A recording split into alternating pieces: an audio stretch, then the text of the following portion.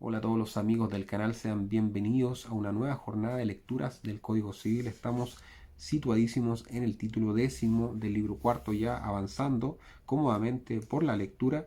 Nos toca hoy día revisar las obligaciones divisibles e indivisibles. En el capítulo anterior estuvimos leyendo lo que corresponde a las obligaciones solidarias o in solium, así que vamos al hecho de inmediato. El artículo 1524 de cuándo una obligación es divisible y de cuándo indivisible. La obligación es divisible o indivisible según tenga o no por objeto una cosa susceptible de división, sea física, sea intelectual o de cuota. Así, la obligación de conceder una servidumbre de tránsito o la de hacer construir una casa son indivisibles. La de pagar una suma de dinero, divisible. La solidaridad no implica indivisibilidad. El artículo 1525 indica el ser solidaria a una obligación no le da el carácter de indivisible. De las obligaciones que no son solidarias ni indivisibles y de sus efectos. El artículo 1526 indica si la obligación no es solidaria ni indivisible, cada uno de los acreedores puede solo exigir su cuota y cada uno de los codeudores es solamente obligado al pago de la suya y la cuota del deudor insolvente no gravará a sus codeudores, exceptúanse los casos siguientes. Dos puntos. Número 1. La acción hipotecaria o prendaria se dirige contra aquel de los codeudores que posea en todo parte la cosa hipotecada o empeñada. El codeudor que ha pagado su parte de la deuda no puede recobrar la prenda u obtener la cancelación de la hipoteca ni aun en parte mientras no se extinga el total de la deuda, y el acreedor a quien se ha satisfecho su parte del crédito no puede remitir la prenda o cancelar la hipoteca ni aun en parte mientras no hayan sido enteramente satisfechos sus coacreedores. En segunda regla, si la deuda es de especie o cuerpo cierto, aquel de los codeudores que lo posee es obligado a entregarlo. Tercera regla, aquel de los codeudores por cuyo hecho o culpa se ha hecho imposible el cumplimiento de la obligación es exclusiva y solidariamente responsable de todo perjuicio al acreedor. Cuarta regla, cuando por testamento o por convención entre los herederos o por la partición de la herencia se ha impuesto a uno de los herederos la obligación de pagar el total de la deuda, el acreedor podrá dirigirse o contra este heredero por el total de la deuda o contra cada uno de los herederos por la parte que le corresponda pro rata. Si expresamente se hubiera estipulado con el difunto que el pago no pudiese hacerse por partes ni aun por los herederos del deudor, cada uno de estos podrá ser obligado a entenderse con sus coherederos para pagar el total de la deuda o pagarla él mismo, salva su acción de saneamiento. Pero los herederos del acreedor si no entablan conjuntamente su acción, no podrán exigir el pago de la deuda, sino a prorrata de sus cuotas.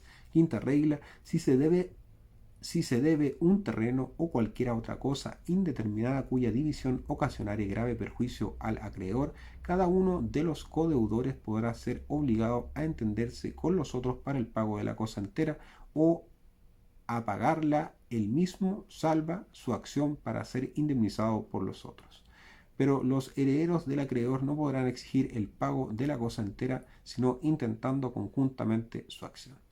Sexta regla, cuando la obligación es alternativa, si la elección es de los acreedores, deben hacerlas todos de consuno, y si de los deudores, deben hacerla de consuno todos estos.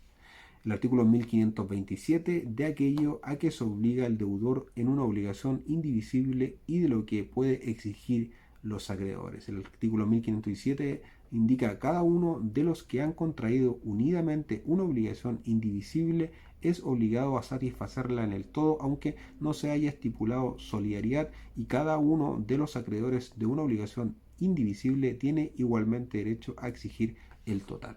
El artículo 1528, por su parte, señala de las obligaciones de los herederos de quienes han contraído una obligación indivisible. Cuando uno de los herederos del que ha contraído una obligación indivisible es obligado a satisfacerla en el todo, y cada uno de los herederos del acreedor puede exigir su ejecución total.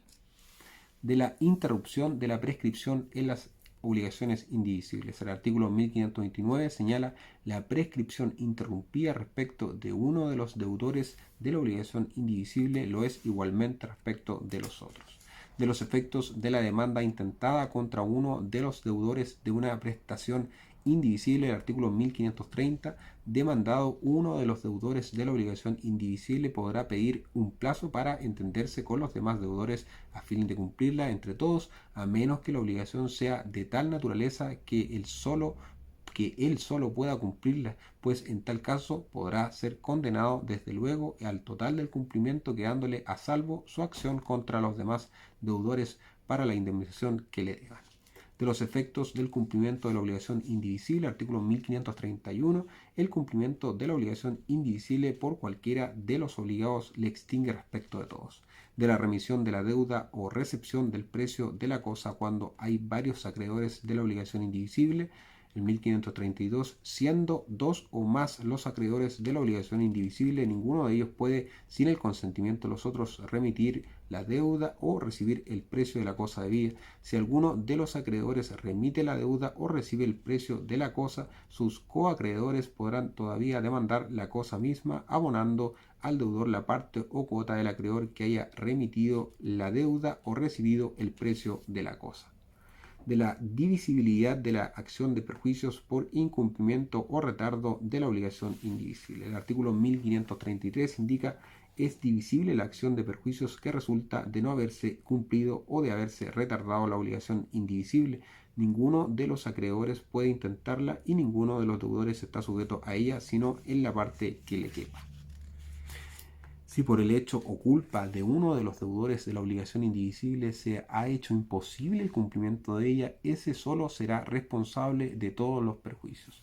El último artículo de este título de la responsabilidad de los codeudores de un hecho que ha de efectuarse en común.